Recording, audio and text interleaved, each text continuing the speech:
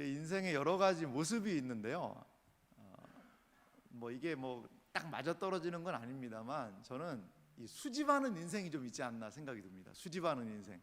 수집하는 인생이 뭘까요? 뭔가를 계속 좀 모으는 인생입니다. 끌어모으는 인생이죠. 저도 이제 제가 어릴 때 뭘 좀 모아봤냐면 우표를 좀 모아봤습니다.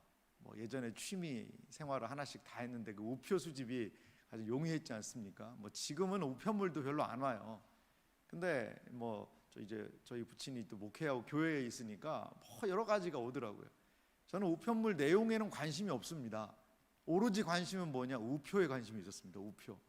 어떤 좀 독특한 우표가 오나 그 첨성대 우표는 이제 보지도 않았습니다. 예전에 첨성대 우표가 너무 일반적인 우표라 그거는 좀 그렇고 좀 특별할 때 오는 그런 우표들, 그런 것들을 이제 좀 수집을 하고 직접 가서 돈 주고 사는 것보다 오는 것들을.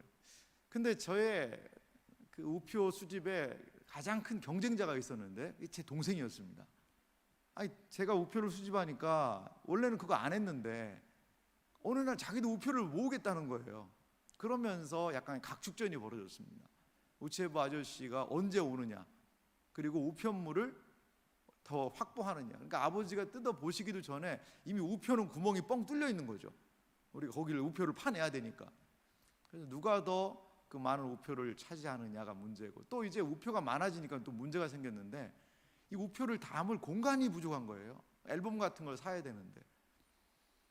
그러니까 거기서 느껴지는 건 이게 모으는 게 이게 쉽지가 않구나, 이런 좀 생각이 듭니다. 그렇게 경쟁적으로 모았던 우표 어디 갔나 모르겠어요, 지금은 다.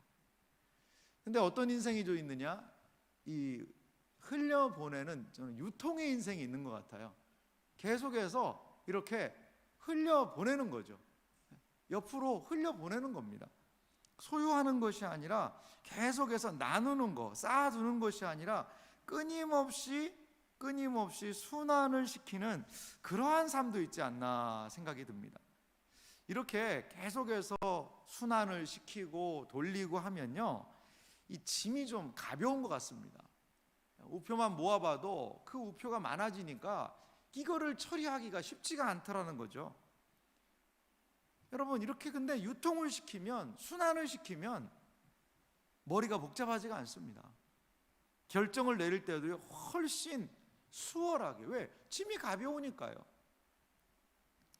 우리의 신앙생활의 모습은요, 우리의 신앙생활은 우리의 이 삶이라는 것과 이 뗄래야 뗄 수가 없습니다. 이 떨어지지가 않습니다.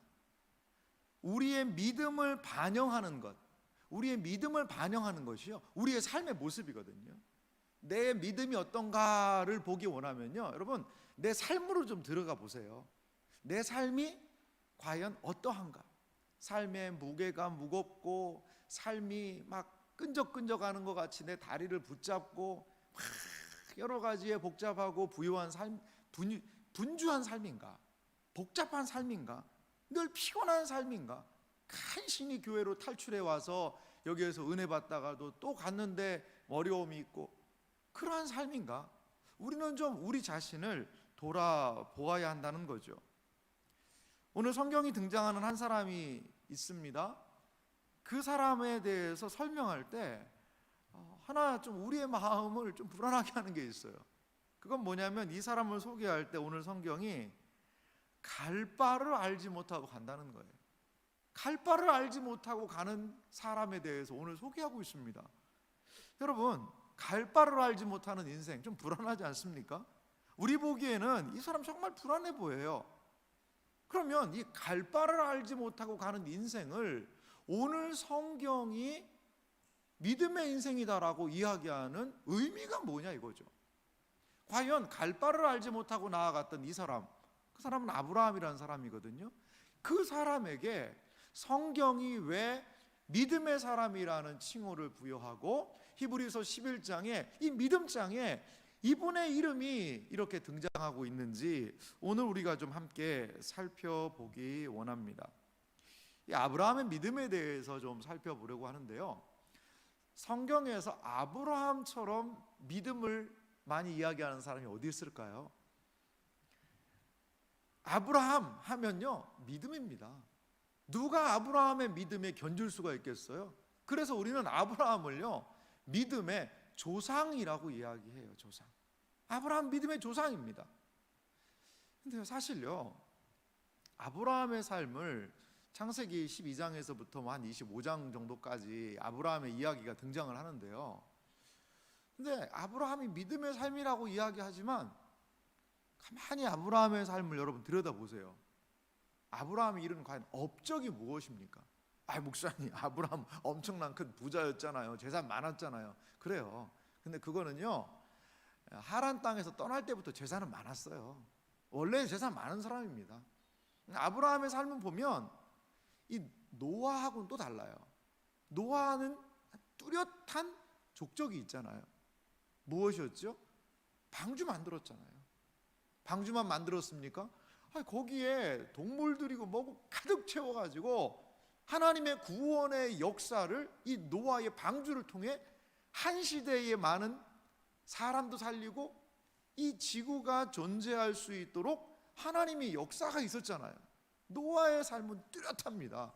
근데 아브라함의 삶은요, 아브라함 한 게 뭐가 있습니까? 여러분 한번 가만히 생각해 보세요.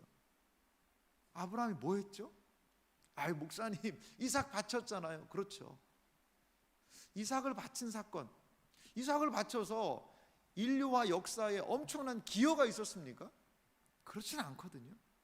개인적인 믿음을 알아가는 과정이었거든요. 아브라함의 역사를 보면 무엇인가 우리가 보기에 엄청난 역사를 해서 큰 건축물을 남긴다던가 무엇인가 책을 막 남긴다던가 인생에 엄청난 족적을 남기진 않았어요. 그런데 성경은 믿음하면 아브라함 얘기한단 말이에요. 우리가 볼 때 뭐 부자로 살긴 했지만 그렇게 긍정적으로 무엇인가 업적을 남긴 삶은 아니었거든요. 그래서요, 우리가 이 아브라함의 삶을 좀 주목해야 되는 이유가 여기에 있습니다. 과연 우리가 보는 시각과 하나님이 바라보시는 그 시각의 차이가 무엇일까? 아브라함이 우리에게 도전하고 있는 믿음의 삶, 그것은 무엇인지에 대해서 우리 함께 좀 살펴보기를 원합니다. 이 아브라함의 믿음은요, 먼저는 부르심을 따라가는 삶이 바로 아브라함의 그 믿음의 중요한 내용이었다는 겁니다. 아브라함은 부르심을 따라가는 삶을 살았다는 거죠. 오늘 히브리서 11장 8절 말씀을 다시 한번 보실래요? 믿음으로 아브라함은 부르심을 받았을 때에 순종하여 장래의 유업으로 받을 땅에 나아갈새 갈 바를 알지 못하고 나아갔으며, 여기 오늘 성경 보니까요, 부르심을 받았을 때에 순종하여 라는 그 표현이 있습니다. 근데 우리 한글 성경에는 이 의미가 정확하게 드러나지 않았지만요, 원어 성경의 그 시제의 의미를 보면 부르심을 받았을 때에 그냥 순종, 뭐 부르심을 받았어요. 근데 한 6개월 뒤에 순종한다든지 1년 뒤에 순종한다든지, 부르심을 받았을 때 나이가 순종하기는 했다. 근데 한 10년 걸렸어. 그럴 수도 있잖아요. 그런데 원어의 의미를 보면 부르심을 받았을 때에 즉시 순종하여입니다. 즉시. 바로 순종한 거예요. 하나님의 말씀을 듣자 망설임 없이 그 길로 나아갔다라는 거죠. 그런 의미가 있습니다. 즉시 순종했다라는 그런 의미가 있습니다. 그런데요, 즉시 순종해서 떠났는데 문제가 발생하죠. 오늘 11장 8절 말씀은 뭐라고 얘기하죠? 갈 바를 알지 못하고 나갔다는 거죠. 갈 바가 어딘지 모른다는 거죠. 이거를 우리가 알 수 있는 게요, 창세기 12장 1절입니다. 12장 1절은 우리에게 아브라함의 이 기사를 이렇게 소개합니다. 여호와께서 아브라함에게 이르시되 너는 너의 고향과 친척과 아버지의 집을 떠나 내가 내게 보여줄 땅으로 가라. 여러분, 여기에 좀 독특한 단어가 있죠. 내가 내게 보여준. 우리는 니은을 원하죠. 우리는 니은이면 좋겠어요. 왜? 명확하니까. 근데 보여준 땅이 아니라요, 리을을 썼습니다. 줄 땅입니다. 줄 땅. 모른다는 거예요. 무엇인지 모른다는 겁니다. 떠나라라는 명령이 주어졌습니다. 근데 아버지의 집, 너의 고향, 친척, 아버지의 집은 떠나야 합니다. 그리고 어딘지는 모르지만 가야 합니다. 이게 아브라함에게 주어진 하나님의 부름의 내용입니다. 떠나라. 그리고 가라. 어디로 갈까요? 일단 가라. 어딘데요? 일단 가라. 그리고 이 떠난다는 것도 얼마나 어려울까요? 여기 몇 가지가 떠나죠. 고향, 친척, 아버지 집을 떠납니다. 고향, 친척, 아버지 집. 그럼 고향이라는 것, 또 친척들, 그리고 아버지 집, 이 점점 이게 더 범위가 넓어지지 않습니까? 범위가 더 구체적으로 되지 않습니까? 이제 내가 홈타운, 홈그라운드에 이점이 있는 곳이죠. 내가 잘하고 익숙한 환경이죠. 친척, 나의 인간관계 아니겠어요? 내가 어려우면 도와줄 수 있는 사람들입니다. 아버지의 집은요, 나의 뿌리 아니겠어요? 나를 지지해주고 인정해주는 그 아버지 집. 그러니까 아브라함이 떠나야 되는 것은 무엇이냐? 아브라함이 의지하고 신뢰하며 뿌리를 받고 살아가는 그 환경이라는 거죠. 그 철저하게 내가 의지하고 붙들고 살고 있는 그것들을 하나님께서 흔드시고 거기에서 떠나라는 겁니다. 그리고 불확실해 보이는 그 길로 걸어가라는 거죠. 의존 관계에서 떠나서 지금 내가 너에게 보여줄 거기로 가라는 겁니다. 그것은요, 어떤 측면에서는 새로운 의존 관계로 가라는 겁니다. 내가 지금까지 붙들고 왔고 여기에서 나의 존재성을 확인했던 그 자리가 아니라 이제는 하나님께서 부르시고 하나님께서 진정으로 나의 의존의 대상이 되는 거기로 가라는 겁니다. 그런데요, 그 길이 어때요?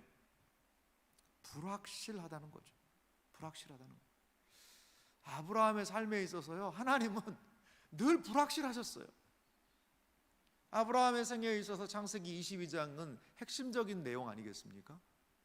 네 독자 이삭 바쳐라. 하나님 왜요? 왜 꼭 이삭이어야 되는데요?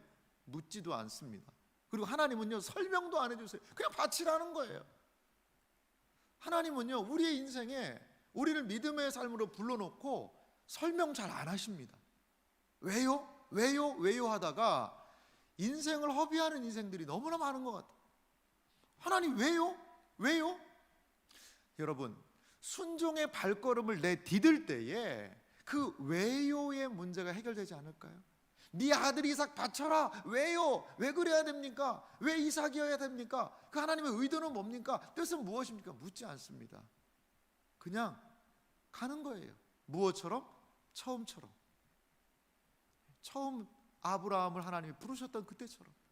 처음 아브라함을 불렀을 때 그는 즉시 하나님의 말씀에 순종하여 자신의 의존 관계를 떠나서 하나님에 대한 의지함을 보여줬지 않습니까? 아들 바치라는 이야기도 똑같아요. 하나님의 말씀하시면 즉시 그냥 순종하는 거죠. 그런데 놀라운 것은요, 그 순종의 발걸음을 내디드니까 그 순종의 발걸음을 하나님은 믿음으로 보시고 그 믿음의 행동의 의미가 무엇인지를 그의 삶을 통해서 확연하게 드러내시는 겁니다. 여러분, 너무나 묻지 말고 따지고 막 재고 그렇게 하지 마시고 하나님이 생각과 마음을 주시면요, 거기에 한번 순종해 보세요. 순종의 발걸음을 내디뎌 보세요. 이게 바로 아브라함의 믿음이라는 겁니다. 믿음은요, 삶의 방식을 바꾸라고 합니다. 여러분, 이 세상은 설명서를 주고 읽어도 그거를 못 믿고 안 가거든요. 안 움직이거든요. 확신이 들고 뭘 해도 할까 말까인데 성경은요, 하나님은 우리에게 그냥 말씀하시죠. 설명도 안 해주고 말씀하세요. 그렇게 그 믿음의 삶으로 우리를 하나님은 초대하신다는 겁니다. 이 세상의 방식을 가지고 믿음의 길을 걸어가려면요, 이거는요, 이것만큼 힘들고 어려운 게 없습니다. 왜냐하면 상식적으로도 생각해봐도 아니고 경험적으로 생각해봐도 아니고 그런 것을 또 성경은 믿음의 삶이라고 이야기를 해요. 그러니까 이 지금까지 내가 살아왔던 세상적인 사고방식, 여러분 투자를 하나 한다고 그래도 만약에 여러분들에게 한 10억이 있어서 이 돈을 어떤 사람에게 투자를 한다고 생각해 보세요. 나한테 투자하면 내가 뭐 10억 투자하면 내가 한 15억 만들어 줄게. 그래? 알았어. 그러고서는 10억 줄 사람이 있습니까? 그 사람이 어떤 사람인지 무슨 사업을 하는지 설명서를 막 이만큼 요구할 겁니다. 이만큼 요구해서 설명을 다 듣고도 에이 안 해.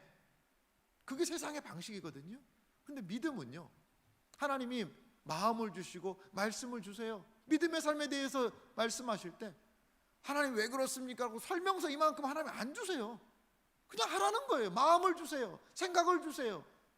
여러분, 세상을 살아가는 방식과 신앙을 따라가는 방식은 이런 차이가 있습니다. 근데 우리는 이걸 똑같이 놓다 보니까 순종이 힘든 거예요. 우리가 짊어지고 있는 짐이 많으니까, 재는 게 많으니까 이게 몸이 잘 움직여지지가 않는 거예요. 뭘 하나님이 원하시는지는 알겠는데, 뭘 하라는지는 알겠는데, 근데 선뜻 내 발을 딛기가 힘든 겁니다. 사랑하는 성도 여러분, 믿음은요, 믿음에 걸맞는 삶을 요구합니다. 믿음은요, 믿음에 걸맞는 삶을 요구한다니까요. 그것을 누가 보여주고 있습니까? 아브라함 보여주고 있잖아요. 내 자신을 좀 돌아보십시오. 하나님의 말씀에 쉽게 움직일 수 있는가? 아니면 나를 붙잡고 있는 너무나도 많은 아직까지도 고향집, 친척, 아버지 집에 꽉 매여서 거기에서 뿌리를 내리고 있지는 않는가를 우리가 좀 살펴보았으면 좋겠습니다. 아브라함은요, 창세기 12장 4절에 보니까 하나님 말씀대로 합니다. 이에 아브라함이 여호와의 말씀을 따라갔고 롯도 그와 함께 갔으며 아브라함이 하란을 떠날 때에 75세였더라. 아브라함이 여호와의 하나님의 말씀을 따라갔다라고 이야기합니다. 순종이지요. 그리고 하란을 떠날 때에 성경은 그의 나이를 언급합니다. 75세다. 믿음의 나이는요, 하나님께 순종하면서부터 시작하는 겁니다. 믿음의 나이는 아브라함을 75세라고 이야기해요. 근데 그때부터 이제 아브라함은 1살 된 겁니다. 순종의 나이가 그때부터 시작이 된 거예요. 하나님께 철저히 순종이 이렇게 시작된 거라는 것이죠. 잘 보이지 않고 설명 안 되는데 그는 말씀 따라갑니다. 믿음 생활에서 가장 중요한 문제는요, 길이 잘 안 보이는 것. 하나님이 가라니까 가는데 길이 하나님 잘 안 보입니다. 그건 문제가 안 돼요. 믿음 생활에서 가장 중요한 것은요, 누가 불렀느냐는 거예요. 누가 불렀느냐는 겁니다. 그 믿음의 삶을 살아요. 믿음 생활을 해요. 믿음이라는 그 신앙적인 양태를 우리가 받아들이고 기도도 하고 예배도 드리고 그리고 하나님 말씀 따라 살려고도 노력하고 성경도 읽고 이러한 이 세상과는 다른 삶의 방식을 취했어요. 그리고 그런 믿음의 삶을 살아요. 그러면서 때로 포기해야 되는 것도 있고 때로 절제해야 되는 것도 있고 때로 도전해야 되는 것도 있거든요. 그냥 믿음의 삶을 살아요. 그런데 이 믿음의 삶의 가장 중요한 것은 무엇이냐? 그 믿음의 삶으로 누가 불렀느냐 이겁니다. 이 길을 과연 누가 부르셨습니까? 아브라함은 왜 그 부르심을 따라 갔을까요? 그것은 하나님이 부르셨기 때문에 가는 겁니다. 하나님이 부르셨기 때문에 가는 거예요. 저도 가끔 가다가 막 전화가 와요. 모르는 전화가 옵니다. 그럼 뭐냐면 이 물건 어디다 갖다 놓을까요? 택배 기사분이 전화하실 때가 있어요. 그럼 그 문 앞에 두고 가세요. 이렇게 하면 됩니다. 이렇게 하면 돼요. 하지만 만약에 저한테 전화가 왔는데 청와대에서 잠깐 보자고 그러면 여러분 어떻게 해야 될까요? 물론 뭐 요즘에 청와대 뭐 여러 가지 시끄럽기도 합니다만 그러면요 이거 다른 거거든요. 택배 물건 왔다고 그 하는 부름하고 청와대에서 사람을 전화해서 부르는 거하고는 다르다는 거죠. 이 차원이 다른 거예요. 우리가 믿음의 길을 걸어가는 데 있어서 중요한 건 뭐냐? 누가 불렀냐 이겁니다. 그 믿음의 길로 누가 나를 불렀냐는 것이지요. 아브라함은 지금 본토, 친척, 아버지 집, 고향집, 친척들, 아버지 집을 떠날 수 있었던 것은 하나님이 부르셨기 때문에 그렇습니다. 사랑하는 성도 여러분, 믿음의 삶은 누가 불렀는가를 기억하며 거기에 순종하는 것이 믿음의 삶임을 기억하시기 바랍니다. 여러분, 근데요, 앞에서 말씀드렸지만 이 갈 바를 알지 못하고 가거든요. 아브라함이 갈 바를 알지 못하고 가요. 이게 길이 선명하지가 않다는 겁니다. 눈에 보이는 것을 따라가다 보면은요, 오히려 우리는 삶이 불확실해질 때가 있어요. 이 창세기 12장 10절 한번 보실래요? 이 아브라함의 믿음의 길을 우리가 좀 따라가고 있는데, 이 아브라함이 하나님께서 보여주신 이 가나안을 떠나는 사건이 여기 등장을 합니다. 이게 뭐 부름을 따라간 삶에서 얼마 되지 않은 상황이에요. 창세기 12장 10절을 말합니다. 그 땅에 기근이 들었으므로 아브라함이 애굽에 거류하려고 그리로 내려갔으니 이는 그 땅에 기근이 심하였더라. 하나님께서 분명히 가나안 땅에 머무르라고 그랬는데 그 땅에 안 좋은 게 생긴 거죠. 어려운 환경이 생긴 거예요. 그러니까 아브라함의 한 행동은 무엇입니까? 애굽으로 내려갔다는 겁니다. 믿음이 떨어지면요, 눈에 보이는 것을 확보하려고 합니다. 믿음이요, 떨어지면 일단 불확실하게 보이는 하나님이 제시하신 그 길이 아니라 눈에 보이는 확실한 걸 좀 붙잡고 싶다는 겁니다. 여기 가나안으로 하나님이 부르신 건 알겠는데 여기에는 기근이 있으니까 풍성한 애굽으로 가겠다는 겁니다. 눈에 확실한 것을 추구하면서 갔죠. 아브라함은 애굽으로 가는 것을 여러분 긍정적으로 봐야 될까요? 부정적으로 봐야 될까요? 뭐 결론적으로 거기에서 많은 재물을 이끌고 오긴 했습니다만 성경은요, 그것을 믿음 없는 행동으로 봅니다. 긍정적으로 평가를 하지는 않습니다. 그러면 약속의 땅에 있다 굶어 죽으면 어떡할 거냐? 하나님께서 부르셨으면 그 약속의 땅에서 무엇인가 하실 겁니다. 그걸 바라보는 게 믿음이라는 거예요. 오히려 자기 아내가 그 바로에게 붙잡혀 가가지고 뭐 몹쓸 짓을 당할 여러 가지 어려운 상황이었잖아요. 그는 거기에서 거짓말을 해야 됐잖아요. 그 사례를, 자기 아내를 자기 누이라고 그러고, 그 바로가 그 끌어가는데도 그냥 눈만 멀뚱멀뚱 보면서 있고, 어떻게 보면 이게 상당히 창피한 일이거든요. 수치를 당했습니다. 애굽으로 가면. 무엇 때문에? 믿음이 약해지면 눈에 보이는 것을 따라가게 돼 있어요. 눈에 보이는 것이 확실해 보이지만요, 그것은 오히려 나에게 수치를 줄 수 있다는 거죠. 수치를 줄 수 있다는 겁니다. 사랑하는 성도 여러분, 눈에 보이는 것만 쫓아가지 마시기 바랍니다. 갈 바를 알지 못하지만 하나님의 말씀을 쫓아 나아갈 때 지금은 선명하게 안 보이죠. 하지만 그 길 안에는 분명히 하나님이 행하실 일이 있다는 것을 여러분 믿으시기 바랍니다. 그렇습니다. 하나님께서 멀어지면 현실 따라 살게 되고요, 결국 그 현실 안에 갇혀 버리게 됩니다.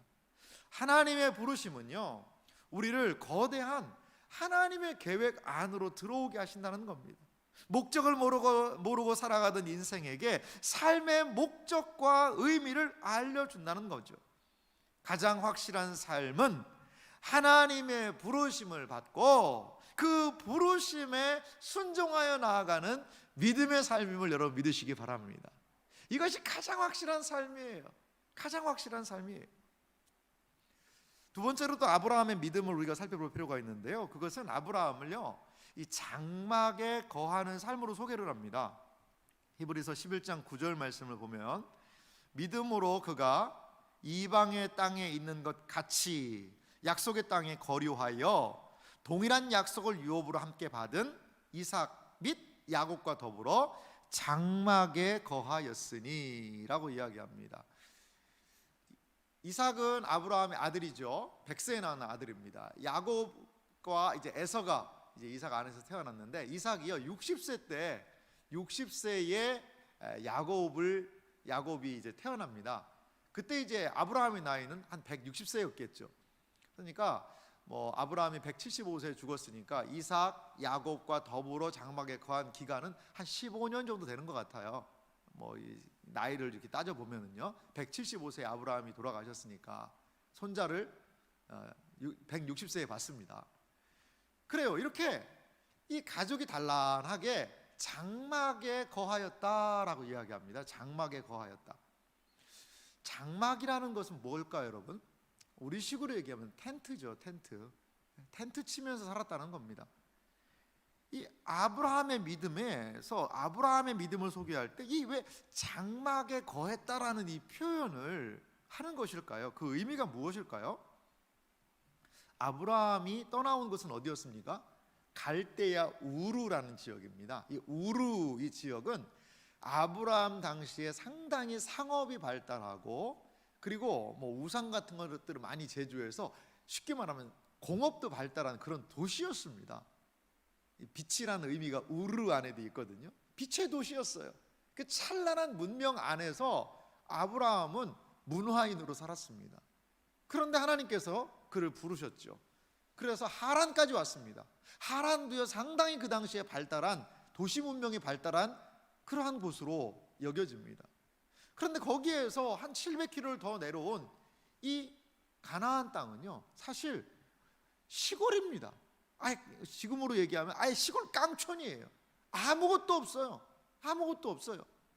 거기에서 아브라함은 다니면서 목축업했습니다.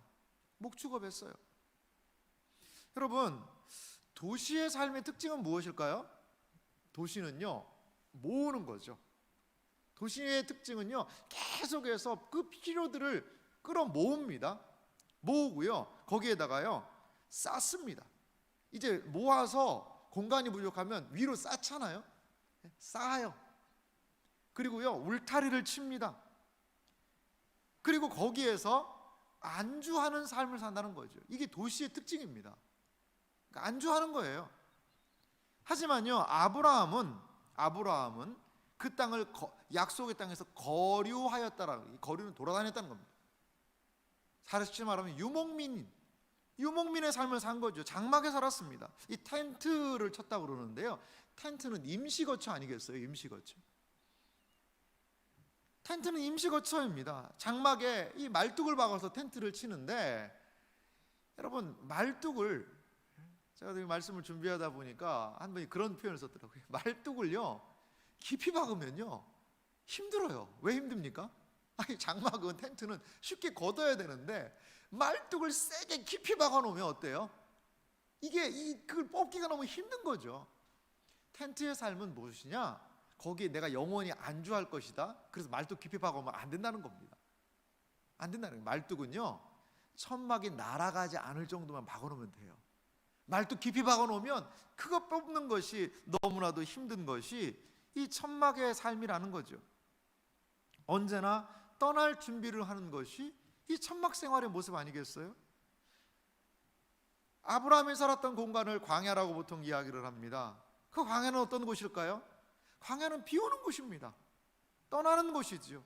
광야는 때로 포기의 장소입니다.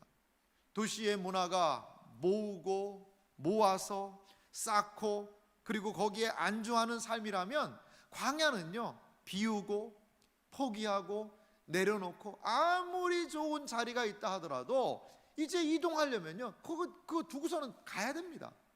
그러한 장소라는 거죠. 많은 사람들이 물건을요 창고와 같이 쌓아놓고 삽니다. 그 소유에 대한 그런 얼마나 많은 욕심들이 있습니까? 그런데 텐트를 치고 사는 것은 그러한 삶을 불허한다는 거죠. 제자의 삶에 대해서 누가복음 9장 23절은 우리에게 이렇게 말하고 있습니다. 또 무리에게 이르시되 아무든지 나를 따라오려거든 자기를 부인하고 날마다 제 십자가를 지고 나를 따를 것이니라. 이게 제자의 삶이래요. 나를 따라오려거든, 예수님을 따라가려면 자기를요 부인해야 됩니다. 나의 삶, 소유하고 나의 것을 만들고 안주하고 하는 그 삶을 부인하고 날마다 십자가를 지고 그 주님을 따라가야 된다는 거죠. 안주에서 머물러 있는 것이 아니라, 정주하는 삶이 아니라 따라가는 삶으로 주님께서는 우리를 부르고 계십니다. 여러분, 그렇습니다. 이게 아브라함의 삶 아니었을까요? 무엇인가를 더 소유해야 되고 무엇인가를 더 내가 가지고 있어야 되고 그러한 삶이 아니라 아브라함은 그 짐을 가볍게 떠날 수 있는 채비, 그리고 포기할 수 있는 그러한 단순한 삶을 살았다는 거죠. 지금 우리 시대는요, 더 갖기 위한 싸움 아닙니까, 여러분? 더 갖기 위한 싸움이에요. 더 많이 소유하기 위한 싸움이에요. 이 톨스토이가 쓴 소설 중에 단편인데, 인간이 가져야 되는 땅은 얼마만큼인가라는 그 재밌는 이야기가 있어요.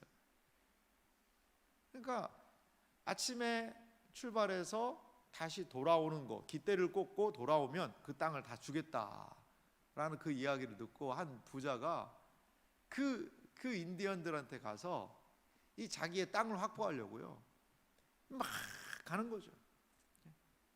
그래서 이제 지금 온 것도 넓어요. 근데 그 땅을요, 다시 돌아와야지, 해지기 전에 돌아와야지만 그게 인정이 되거든요, 아무리 멀리 갔어도. 근데 조금 더 땅을 얻기 위해 좀 더 가는 거죠. 좀 더 가는 거죠. 야, 너무 멀리 왔다, 이제 돌아갈 거 생각하자. 그리고서는 막 불이 나게 달려 돌아옵니다.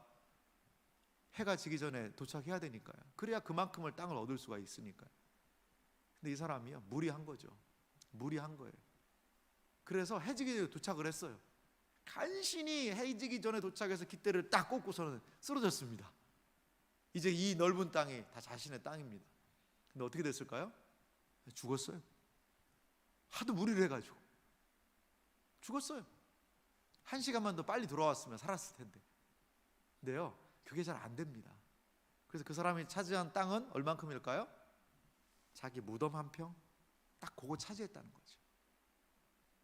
세상은요, 끊임없이 야, 조금 더 가, 야, 조금만 더 모으면 돼, 너 조금만 더 가지면 행복할 거야, 너 통장 잔고에 이만큼 있는데 이거 가지고는 안 돼, 좀 더 모아야 돼, 조금만 더 그러면서 계속 끌어모아서 지금도 집에 물건이 가득한데도 더 끌어모아가지고 그 집을요, 완전히 물건의 창고로 만들어 놓고 사는 거죠. 창고로.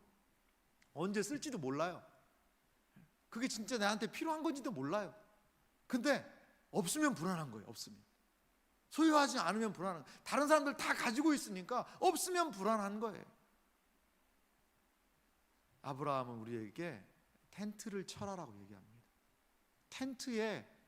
텐트 안에 하나님에 대한 신뢰가 있다라고 얘기하는 거예요. 하나님께서 야, 떠나자 그러면 다 내려놓고 순종할 수 있는 그 채비가 되어 있는가. 만약에 하나님께서 우리의 인생의 마지막 부름, 사랑하는 아들아, 사랑하는 딸아, 이 땅에서 수고했다, 이제 우리 집 가자 라고 하나님이 부르셨을 때 아무런 미련 없이 나아갈 준비가 되어 있습니까? 하나님, 안 됩니다. 1년만 내가 지금 하던 일이 뭔데, 이게 지금 쌓아놓은 거 이거 어떡합니까? 후회와 미련이 남는 인생이 아니라 떠나는 인생 삶이 우리에게 필요하지 않습니까? 아브라함이 우리에게 이렇게 도전하고 있는 것이 바로 그러한 삶이라는 거죠. 그런데요, 이렇게 떠나고 비우고 포기하고 정처 없이 다니는 것과 같은 아브라함의 삶이었는데, 그의 삶이 초라했습니까? 그의 삶이 불행했습니까? 아브라함의 창세기 12장에서부터 약 한 25장의 내용들을 보면, 그 아브라함의 많은 이야기들을 보면 뭔가가 업적은 없어요. 노아처럼 삶이 명확하고 분명하지 않아요. 하지만 만나는 사람을 축복하고 하나님의 역사가 무엇인지를 나타내고 믿음이 무엇인가를 우리에게 끊임없이 도전하는 그 삶을 살았지 않습니까? 시편 23편 1절은 우리에게 말합니다. 여호와는 나의 목자시니 내게 부족함이 없으리로다. 사랑하는 성도 여러분, 우리의 인생의 진정한 풍요로움은 내가 무엇인가를 많이 모아서 부족함이 없는 게 아니고요, 하나님을 여호와 하나님을 목자로 인식하면서 그분을 따라가는 삶 안에 부족함이 없다는 것을 여러분 기억하시기 바랍니다. 하나님 안에 진정한 만족이 있다는 것을 여러분 기억하시기 바랍니다. 아브라함의 믿음의 여정은요, 믿음은 마지막으로 살펴볼 게 있는데요, 하나님의 성을 바라는 삶이 아브라함의 믿음의 삶이었습니다. 저는 앞에서 나와 있던 떠나는 삶, 이 부르심을 따라가는 그 삶, 또한 장막에 거하는 그 삶을 감당할 수 있었던 것이 바로 이 세 번째, 하나님의 성을 바라는 삶이 그에게 있었기 때문이라고 봅니다. 아브라함은요, 분명한 삶의 목적지가 무엇인지를 이 세상에 살 때 알았던 사람이라는 겁니다. 여러분, 목적지가 분명했어요. 그것은 무엇이냐? 하나님의 계획하시는 성, 하나님의 도성을 향하여 바라보며 나아갔다는 거죠. 여러분, 아브라함의 삶은 결코 노숙자의 삶이 아닙니다. 방랑자의 삶이 아닙니다. 정처 없이 왔다 갔다 하는 것이 아니라 그의 삶에는 뚜렷한 목표가 있었는데 그것은 이 세상에 있는 것이 아니었다는 거죠. 하나님께서 보여주시는 그 땅을 향하여 그는 믿음의 발걸음을 나아갔다라는 겁니다. 여러분, 하나님이 보여주시는 그 성을 향하여 가기 위해서는요, 우리가 믿음의 검색대를 통과해야 됩니다. 비행기 탈 때 뭐 막 물건 이렇게 하지 않습니까? 그리고 통과하고 막 뭐 여기 대기도 하고 그 검색대 딱 통과하면요, 삐 하고 소리가 나요. 그럼 뭐라는 거죠? 그거 가지고 타면 안 된다는 거예요. 가지고는 거기에 못 탄다는 겁니다. 여러분, 하나님께서 우리에게 보여주시는 그 성, 그 하나님의 지으실 터가 있는 그것을 향하여 나아가기 위해서는 우리에게 가져서는 안 되는 것들이 있어요. 믿음의 검색대를 통과해야지만 거기에 갈 수 있는 것 아니겠어요? 여러분, 검색대에서 이상한 물건 차고 막 쇠몽둥이 이런 거 들고 여기에 막 칼 같은 거 차고 이렇게 가면요, 그거 안 됩니다. 그거 가지고는 거기 못 갑니다. 못 합니다. 마찬가지로 이 믿음의 삶을 걸어가기 위해서는 우리는 늘 항상 우리에게 있는 최종적인 본향이 어디인지를 알아야 된다는 겁니다. 그것을 향하여서 나아갈 수 있는 우리의 마음의 준비가 되어 있어야 그 부르심에 따라서 또한 이 땅에서 안주와 정주의 삶이 아니라 순례자의 삶을 가능하게 할 수 있다라는 것이죠. 사랑하는 성도 여러분, 믿음의 삶은 때로 우리의 삶을 욕심, 더 가져야 되는 것, 거기에서 내려놓게 하는 것 같아요. 이 내려놓음의 삶인 것 같아요. 2022년 더 많은 것들을 소유하기 바라죠. 이게 우리의 본성입니다. 하지만 여러분, 우리의 삶의 인생의 짐이 좀 무겁지 않았으면 좋겠어요. 그래서 하나님께서 말씀하시고 할 때 순종하여 움직일 수 있는 삶. 늘 우리는 어디에 섬김을 하여도 거기에 안주하고 늘 내가 할 수 있는 것, 나를 인정해 주는 것, 거기에만 머물러 있으려는 속성이 있거든요. 그러한 거기에 머물러 있지 마시고 하나님이 기뻐하시는 섬김이라면 거기로 한 발을 내딛어 보세요. 하나님이 기뻐하시는 일이라면 그 일을 위하여서 익숙한 환경을 좀 떠나는 것도 하나님께서 우리를 부르시는 모습 아닐까요? 그렇다고 집 팔고 막 다 어디로 가서 하라는 그런 이야기만은 아닙니다. 우리는 이 마음에서부터의 안주를 포기하고 마음에서부터 하나님이 기뻐하시고 원하시는 일이라면 내가 익숙하지 않더라도 그 길을 가겠다는 거죠. 나의 익숙한 방식을 포기하고 하나님이 보여주시는 새 길을 가겠다는 거예요. 그것이 바로 하나님이 원하시는 삶 아니겠습니까? 우리는 무엇을 비워야 할까요? 우리는 무엇을 포기해야 할까요? 우리는 어디에서부터 떠나야 할까요? 우리는 무엇을 내려놓아야 합니까? 아브라함의 믿음의 삶은 우리에게 도전하고 있습니다. 사랑하는 성도 여러분, 우리는요, 믿음을 따라 천성까지 가는 순례자들이에요. 순례자는 방랑자와 다릅니다. 목적지가 분명해요. 삶의 목적이 분명한 거예요. 그런데 그 순례의 길에 하나님께서 우리를 불러주셨다는 것, 그렇기 때문에 그분의 믿음을 갖고 가는 것이 우리의 순례의 길임을 기억하시기 바랍니다. 그래서 우리에게 주어진 이 모든 믿음의 길을 부르신 그분에게 믿음으로 반응하며 나아가는 은혜가 있으시기를 주님의 이름으로 축원합니다.